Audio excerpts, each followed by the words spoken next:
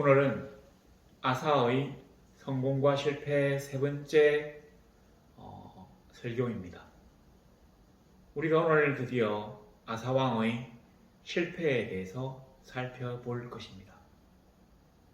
우리는 이제까지 아사의 성공에 대해서 살펴보았습니다. 근데 마침내 그가 나이가 들고 오랜 평화와 대적을 정복한 어떤 그런 부유함? 그래서 내가라고 하는 것이 나왔기 때문에 그가 이제부터 실패하게 되는 그 아사의 최후를 살펴보게 됩니다.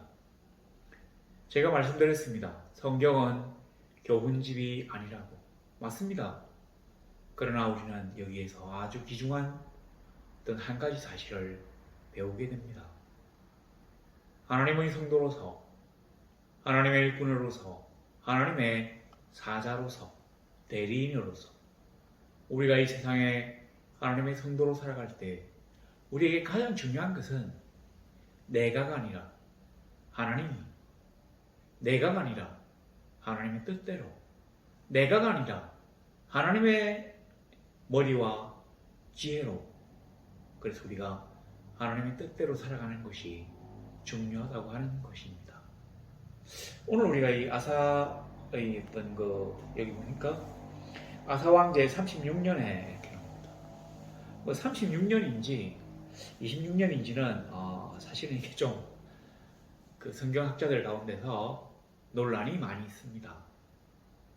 이 연대가 좀 안 맞아요. 그런데 우리가 이제 뭐를 좀 이해를 해야 되냐면 이게 그 성경이 지금 원문이 없는 상태에서 우리가 이게 원문일 것이라고 추정한 추정 원문으로 우리가 성경을 갖다가 번역해서 보고 있는데 이 연도를 정확하게 맞추기가 사실은 좀 어렵습니다. 우리는 워낙 이 성경을 갖다가 계속 보니까 이게 상당히 우리와 가까운 시대의 얘기처럼 생각할 수 있지만 이게 따지고 보면 2700년쯤 전 이야기입니다. 우리나라가 사실은 2700년 전의 역사를 기록한 사서도 없지만 그 우리나라 사서 중에서 최고의 사서, 그러니까 아주 제일 오래되었다고 하는 사서가 삼국사기인데 이 삼국사기는 삼국시대에 적힌 책이 아닙니다. 아시겠지만 이 고려시대 고려 성종 때 김부식이가 지은 책이에요. 그러니까 그 전에 우리가 고구려의 신진, 유기 이런 어떤 옛날 역사책이 있다고 했는데 기록에만 나와 있지 어떤 식으로 기록되어 있는지는 지금 현재는 아무도 모릅니다. 그래서 우리가 국사 시간에 배우면 항상 이렇게 하잖아요. 1세기에서 2세기 사이에 이런 식으로 얘기하니까 사실 이게 잘 모르겠습니다. 이 성경학자들은 나름대로 어떤 설명을 쫙 해놨는데 우리 이거 생략합시다. 왜냐하면 지금 여기에서는 우리가 그 이스라엘 역사에 대해서 연대기를 맞추려고 하는 게 아니거든요. 여하튼 성경 본문처럼 36년에 어떤 일이 일어났는가 하니 이스라엘 왕 바하사가 유다를 치러 올라옵니다.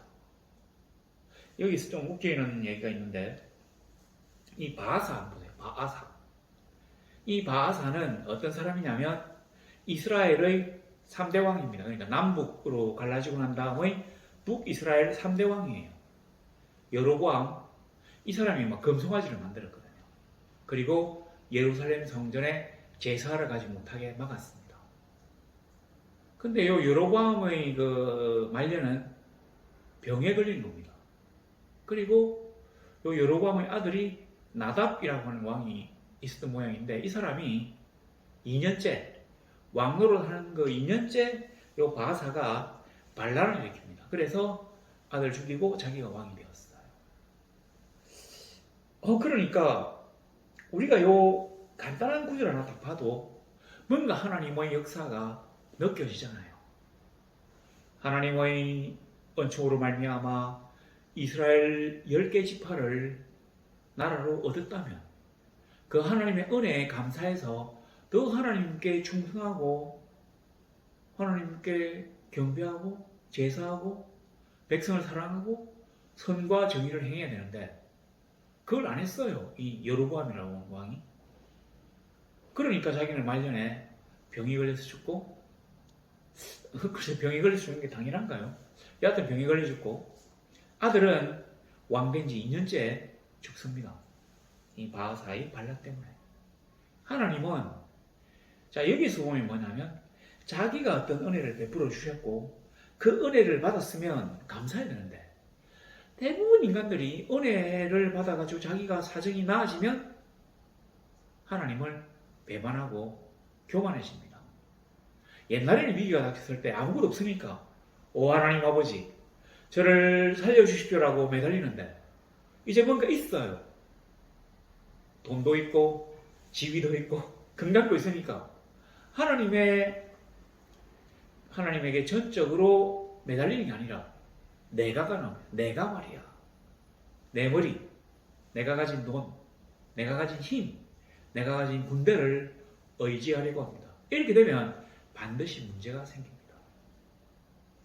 여하튼 이 바하사라고 하는 이스라엘 왕이 유다를 치러, 자 보세요. 올라와서 1절에 보시면 왕 바하사가 유다를 치러 올라와서 근데 이게 좀 웃기는 게 이스라엘이 북쪽에 있습니다. 유다는 남쪽에 있어요. 당연히 유다의 수도인 예루살렘도 남쪽에 있습니다. 그러니까 이스라엘이라고 하는 북쪽에서 남쪽으로 내려왔지 올라온 게 아니에요. 근데 이게 왜 올라왔다고 해놨느냐면 이 역대기 자체가 유다 위주로 유다를 정통으로 놓고 기록한 책이거든요.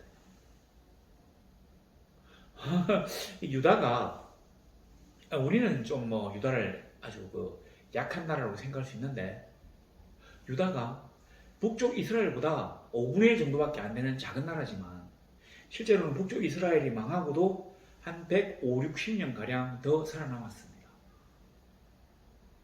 그리고 북쪽 이스라엘은 아수르라고 하는 나라에 망했어요. 근데 남쪽 유다는 아수르의 공격에서 이겼습니다. 살아남았어요.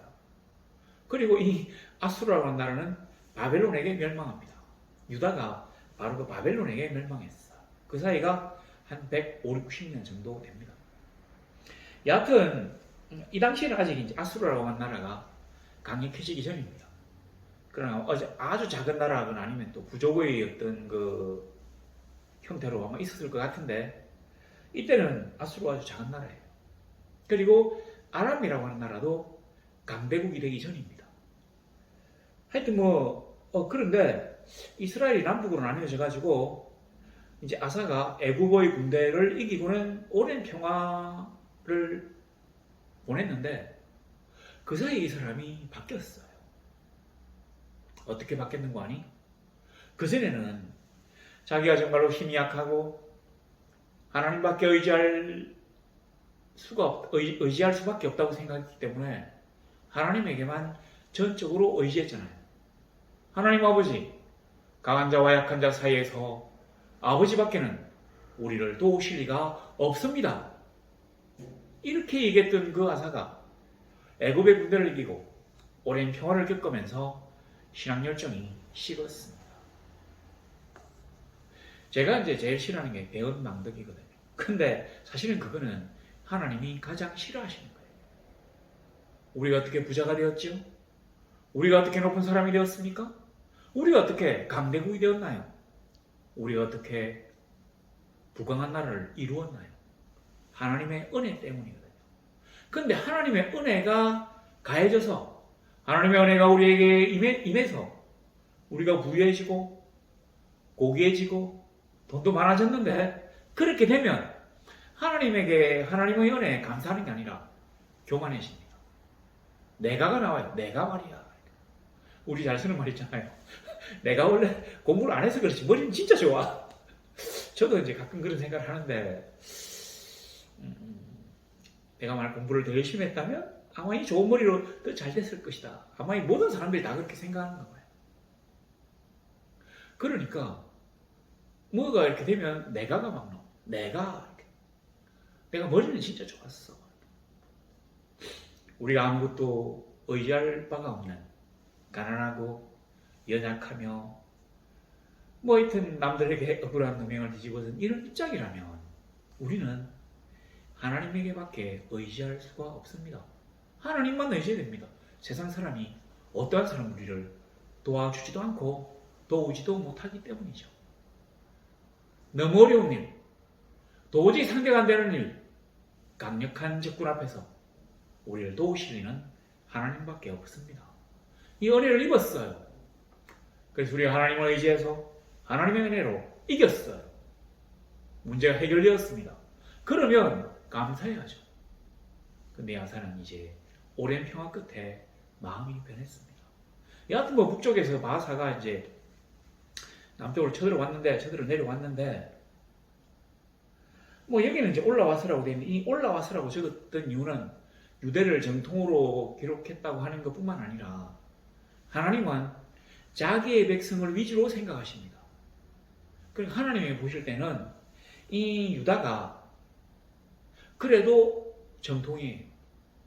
왜냐하면 하나님의 전인 그 예루살렘이 있기 때문에 예루살렘으로 올라온다고 얘기하는 거죠. 이게 사실은 뭐 어느 습관일 수도 있는데 생각해 보십시오. 하나님은 이 성경과 똑같이 자기의 백성들 위주로 이 세상을 생각하십니다. 그러니까 하나님의 성도 위주로 주변 여건들을 배열하신다는 거예요. 우리는 뭐 이렇게 뭐 미국이 어떻고 뭐 중국이 어떻고 뭐 러시아가 어떻고 얘기할 수 있지만 하나님은 그게 아니라 하나님을 믿는 백성들이 어떻고로부터 시작하십니다. 그래서 올라왔대요. 자, 뭐 그렇고 이제 그랬는데 라마를 건축하여 사람을 유다 왕 아사에게 왕래하지 못하게 하려 라마라고 하는 도시를 건축했대요. 근데 이 라마는 도시를 만들었다는 얘기가 아니라 이 라마에 그 성을 더 높이 쌓고 군대를 주둔시키고 뭐 요새화를 했다고 하는 얘기입니다. 그러니까 보통의 성읍, 아주 뭐 별볼일 없는 자그마한 성읍이 있다면 여기에 성을 높이 쌓고 군대를 주둔시키고 뭐 이렇게 이제 난공불락의 성으로 만들기 위해서 뭐 성곽휘에 뭐 있잖아요. 뭐 옹성이니 뭐 어쩌고저쩌고 하는 만들었다는 얘기입니다. 이걸 만들었다는 게 어떤 얘기냐면 이 라마가 예루살렘에서 한 6km쯤 위에 있대요. 그러니까 진짜로 가까이에 있는 거거든요. 근데 이렇게 가까이에 있게 되면 어떻습니까? 라마라고 하는 곳에 이스라엘 군대가 주둔하고 있는 것만으로도 유다의 예루살렘 사람들은 공포에 떨게 됩니다. 6km 밖에 적군이 이렇게 막 요새 딱 주둔하고 있으면 번개처럼 올 수 있잖아요. 말을 타면. 그러니까 아사 입장에서는 이 라마를 공격할 수밖에 없습니다. 없는데 사실 이게 너무 어려워요.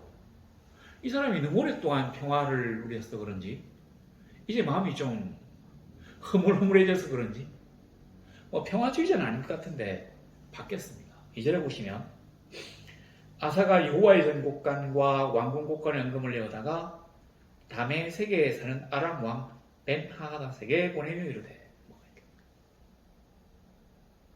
그러니까 라마에 사실은 그 바하사가 이게 이제 요새를 만들어서 군대를 주둔시키는 이유가 뭐냐면 유다를 갖다가 뭐 공격한다 뭐 이런 건 아니고 사실은 그 당시에 그 북쪽에 있는 사람들이 성전에서 제사를 지내려고 남쪽으로 많이 내려왔답니다. 예루살렘하고 얼마 안 떨어졌잖아요. 그러니까 거기서 내려와가지고 성전 제사를 지내고 올라가거나 아니면 그냥 뭐 내려온 김에 여기 이제 주저앉아 버려요. 이렇게 되니까 이게 그 바하사 뭐 여로보암도 그렇게 생각했는데 바하사가 생각할 때는 자꾸 자기 백성들이 내려가면 결국은 유다가 점점 더 살아날 거라는 생각이죠. 그래서 왕래를 끊으려고 했다고 하는 겁니다. 근데 아사 입장에서는 뭐 왕래를 끊으러 왔든지 뭐든지 간에 자기 수도하고 아주 가까운 곳에 군대가 주둔해 있으니까 이걸 공격할 수밖에 없습니다. 근데 옛날에 애굽의 100만 대군을 무찔렀던 그 아사는 이제 없어요. 어떻게 했는가 하니? 다메섹 아람에 있는 군대를 빌려 위로 한 것입니다.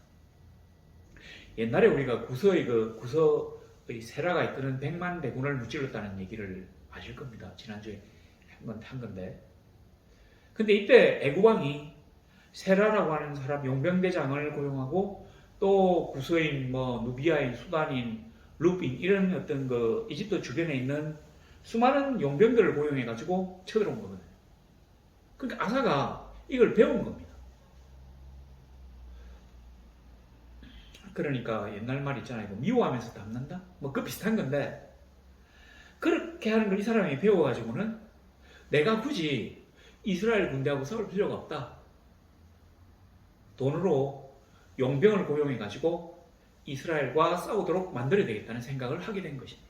그래서 주변에 보니까 아람 왕, 그러니까 아람도 여러 군데가 있는데, 사실은 이 아람은 이스라엘 사람들, 유다 사람들도 아람인이에요.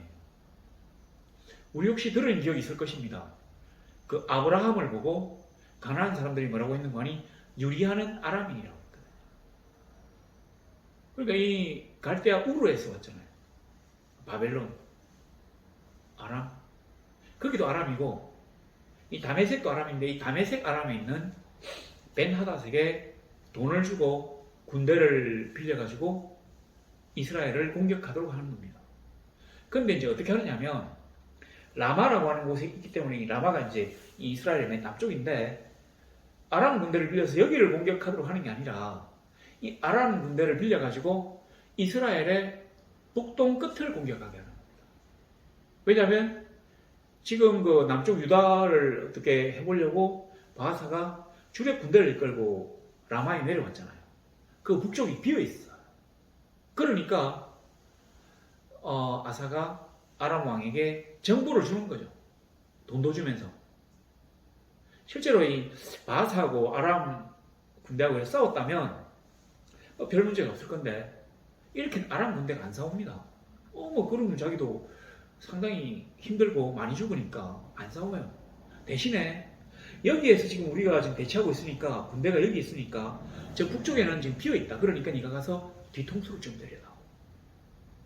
사실 이게 진짜로 참 추악한 일인데도 이런 일을 합니다. 이스라엘과 유다는 자기들끼리는 적이에요. 그렇지만 하나님의 눈으로 봤을 때는 둘 다 하나님의 택하신 백성들입니다. 자기들이 잘 얘기하는 선민이에요. 하나님이 선택한 민족입니다. 그런데 그 하나님의 백성들을 이방 군대를 동원해서 쳐달라고 요청하는 것입니다. 근데 요청이 황당해요. 돈이 없으니까 어디 2절에 보면 여호와의 전 곡간과 왕궁 곡간에 언급을 낸다. 그러니까 돈이 이제 엄청나게 많이 드는데 군대를 살려고 하니까 돈이 없어요. 여호와 전에 있는 그 곡간을 틀어가지고 돈을 줬다는 겁니다. 하나님의 백성들을 위하여 사용되어야 될 헌금이 거룩한 제물이 하나님에게 바쳐진 거룩한 헌물을 이용해서 하나님의 백성들을 죽이는 데 사용하려고 했다는 얘기입니다. 벌써 이게 걸러먹은 것이잖아요. 근데 이때 사실은 아마 아람 군대는 이스라엘 군대와 직접적으로 붙었다면 좀 질 수도 있었던 아마 그런 상황이었던 모양입니다. 나중에 보면 아합 왕의 군대하고 아람 군대하고 붙어가지고 아합이 이기기도 하잖아요. 원래 이 아람은, 다메섹 아람은 다윗에게 정복당해가지고 솔로몬 때까지 그 밑에 있었거든요. 아마 르호보암 때까지도 있었을 것 같습니다. 그리고는 이 나라가 이제 두 개를 쪼개지면서 서로 싸우는 바람에 독립을 해가지고, 그러니까 사실은 이게 자기들의 그 종주국이라고 합니까? 위의 나라이기 때문에 겁을 먹고 있어요. 근데 이때 아사가 이 아람 군대를 시켜가지고 북쪽을 공격해 달라고 하니까 어떻게 됐는 거 아니? 자, 공격을 하니까 바하사, 이스라엘 왕이 듣고는 라마 건축하는 일을 거치고 어디에 갔는 거 아니? 사마리아로 돌아갔어요. 여기는 안 나와있는데 사마리아로 돌아갔다. 그러니까 바하사가 이 군대를 끌고 아람 군대와 싸우러 간 게 아니라 이미 늦었으니까 저기를 관두고 우리는 사마리아를 방비하러 가자. 수도를 방비하러 가자. 디르사 수도를 방비하러 가자. 아마 이렇게 되었던 모양입니다. 어떻겠습니까? 아람 군대가 생각할 때는 이것 봐라. 이스라엘 군대가 아주 무서운 것 같았는데 사실은 별거 없구나. 그 전에 아마 아람과 이스라엘, 아람과 유다가 뭐 동시에 이렇게 각각 군사 동맹 조약을 맺고 있었던 거예요. 이제 아람 입장에서는 상당히 뭐 옛날에 좀 강성한 국가였으니까 떨었겠죠. 자기들 아직 강해지기 전이니까. 근데 이제 아람 왕이 이스라엘 공격했는데 땅도 얻었어요. 아사가 돈도 줬어요. 그래서 자신감이 생긴 겁니다. 바하사가 자기를 치러 온 게 아니라 그냥 수도로 돌아갔기 때문에 이스라엘이 별거 아닐 수가 있다. 자, 그런데 이 라마를 건축하려고 한 어떤 그 자재, 뭐 돌멩이, 목재, 뭐 이런 어떤 이 자재들을 그대로 두고 이제 갔던가 봅니다. 그래서 아사가 백성들을 이끌고 가가지고 그 자재를 갖고 와서 자기들 성을 쌓았대요. 여기 보니까 뭐 게바하고 미스바 6절에 보면 게바와 미스바를 건축했다는데 이 게바와 미스바는 뭐 우리가 미스바는 잘 아시잖아요. 사무엘의 미스바 성회 뭐 그런 곳이고 이 게바는 언덕인데 이게 사실은 요 지역이 그 라마라고 하는 그 이스라엘 예루살렘 북쪽에 6km에 세워져 있던 요 라마보다 3km쯤 더 북쪽으로 올라갔답니다. 그러니까 쉽게 얘기하면 이렇습니다. 아사가 성전에 있던 그 헌금을 다 모아가지고 자기 동족을 죽이는 일을 하라고 아람 왕에게 줬어요. 아주 나쁜 일입니다. 그런데 결과는 어떻습니까? 너무 좋잖아요. 자, 자기의 원 목적인 라마를 건축하는 일들을 중지하게 만들었습니다. 바하사의 군대가 물러갔어요. 거기다가 그 자재를 가지고 자기는 영토를 확장하는 겁니다. 또 북쪽에다 성을 쌓았으니까. 이게 그냥 뭐 게바와 미스바는 도전이 있었는데, 자, 이것도 역시 그 군사 요새를 만들었다는 얘기입니다. 영토도 넓어졌어요. 하나님을 의지하지 않고, 인간의 계략을 의지하고, 자기의 돈을 의지하고, 뭐 자기 돈인지, 글쎄 하나님의 돈인지, 돈을 의지하고, 아람 왕의 군대를 의지했는데, 하나님을 의지할 때와 같이 성공했습니다. 아주 뛰어났어요. 근데 우리 인간들이 하는 계책은 뒷감당이 어려울 때가 많이 있습니다. 우리는 너무 근시안적이거든요. 그리고 우리는 먼 곳을 보지 못합니다. 여하튼 뭐 그래서 아까 그 문제가 생겼는데, 자, 그리고 이제 이기고 난 다음에 기분이 좋아가지고 10절에 돌아오는데, 선견자 하나니라고 하는 사람이 딱 나와서 왕에게 공격합니다. 왕의 하나님 여호와를 의지하지 아니하였은즉 이제 아람 군대가 왕의 손에서 놓여놨습니다.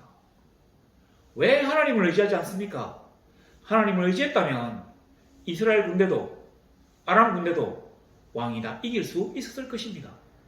근데 왕이 하나님을 의지하지 않고 아람 군대를 의지했기 때문에 아람 군대를 앞으로는 절대로 꺾을 수 없을 뿐만 아니라 이제 왕의 나라에 전쟁이 있을 것입니다. 라는 뭐 악담을 이제 퍼부은 거죠. 그래서 그 10절에 보면 아사가 노하여 선견자를 옥에 가두었으니 크게 노하였으니 옥에 가두었답니다. 감옥에 집어넣었대요. 근데 이게 그냥 감옥이 아니에요. 이 옥이라고 하는 말이 뭐냐면 비트는 집 이런 뜻입니다.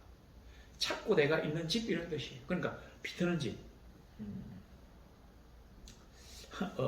비트는 집이 뭐냐면 사람을 갖다가 묶어놓고 중간에 막 집어넣어가지고 이렇게 막 줄이를 탄다고 하는 그 비트는 거예요. 그러니까 공문을 가하는 곳이라는 거예요. 그리고 착고대가 있다고 하는데 이 착고는 뭐냐면 다리에다가 그 쇠사슬 이렇게 쇠고랑을 채워가지고는 쇠사슬로 연결된 공을 이렇게 달고 도망을 못 가게 이걸 채워놓고 묶어가지고는 줄이를 막 펴는 거예요. 이런 식으로 고문을 가야 돼요. 하나님의 선지자가 하는 얘기를 듣고 이런 식으로 이제 고문을 가하니까 백성들이 뭐 좀 하지 말라고 얘기했던 모양입니다. 어떻게 우리가 하나님의 선지자가 하나님의 말씀을 전했는데 사실 틀린 말도 아니잖아. 근데 그런 식으로 하면 어떻게 하니까 그 백성들도 잡아와가지고는 학대했다고 했는데 이 학대라는 말이 박살을 내었다. 아마 죽이고 재산도 뺏끌고 막 가족도 어떻게 해버린 거예요. 하나님만을 의지하며 하나님만을 따르던 그 아사는 이제 없습니다. 오히려 그는 하나님의 간섭을 싫어합니다. 하나님을 의지하지 않고 인간을 의지하기 시작합니다. 자기 생각에는 잘 된 것 같습니다. 근데 하나님의 입장에서, 역사의 입장에서 그걸 보면 아주 어리석은 행동입니다. 아람을 갖다가 키워준 겁니다. 그 다음부터 이 아람은 두고두고 이스라엘을 괴롭히는 암덩어리가 됩니다. 너무너무 힘들게 해요. 가령 그 나아만, 엘리사 선지자 때 그 나아만 얘기 보면 그게 막 이스라엘 북경에 가가지고 사람들을 갖다가 약탈하고 포로로 잡아간다는 얘기 있어요. 그리고 이 아람이라고 하는 나라가 이스라엘만 괴롭힌 게 아니라 사실 이제 그 인근에서 가장 강대한 나라니까 유다도 괴롭히는 거죠. 원래 모압, 암몬, 에돔, 아람 이게 전부 다 이스라엘, 통일 이스라엘의 속국이었습니다. 근데 이제 아람이라는 나라를 놓쳐버린 거예요. 그리고는 아람을 강하게 만들어가지고 자기들을 공격하게 만듭니다. 키워준 거죠. 쇠사슬을 끊어주고 야수 본능을 일깨운 것입니다. 이스라엘 진짜 별거 아니구나. 이걸 아사가 만든 것이에요. 우리가 하나님 없이 우리 인간의 계략으로 하다 보면 이런 일들이 막 생깁니다. 왜냐하면 우리는 신이 아니거든요. 우리는 전지하지 못합니다. 전능하지 못합니다. 할 수 없는 일이 진짜 많아요. 모르는 일들이 너무 많이 있습니다.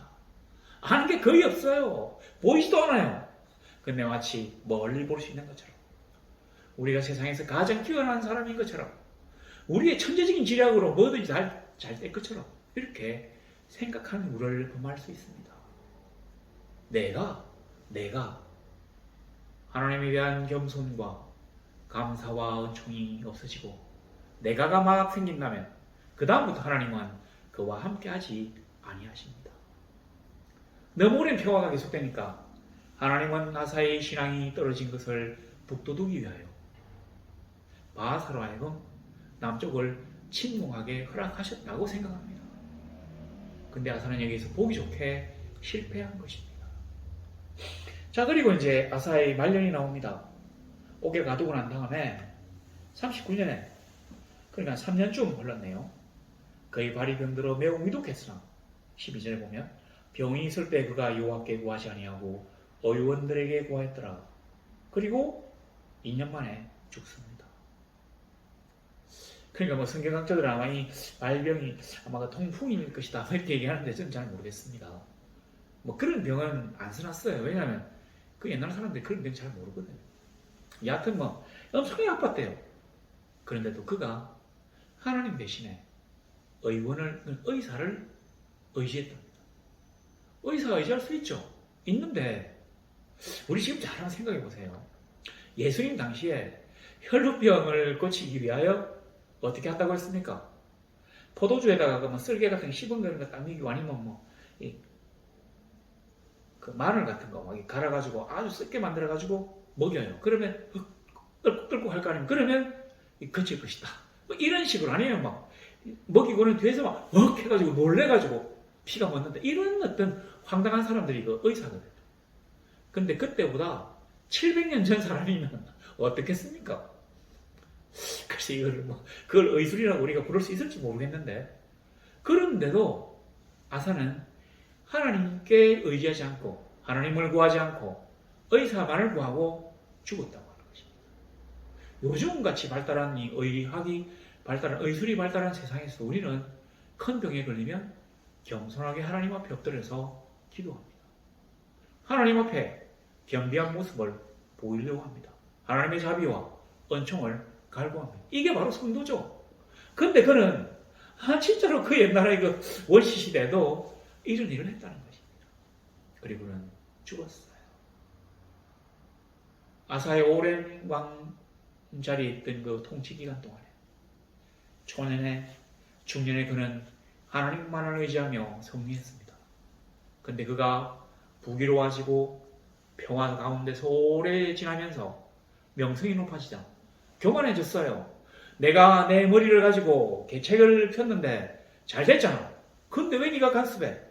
나는 하나님이 함께 하시는 그런 때보다 전혀 못하지 않다고 생각하는데 왜 네가 잘못됐다고 나에게 얘기를 하고. 우리가 뭐 이스라엘과 아람 것부터 이긴다고? 나는 전쟁이 싫어. 그때 너무 열심히 싸웠기 때문에 이제 좀 지겨워. 잘 됐잖아. 이스라엘 공격도 막고 영토도 넓어지고 사람도 안 죽고 그러면 됐지.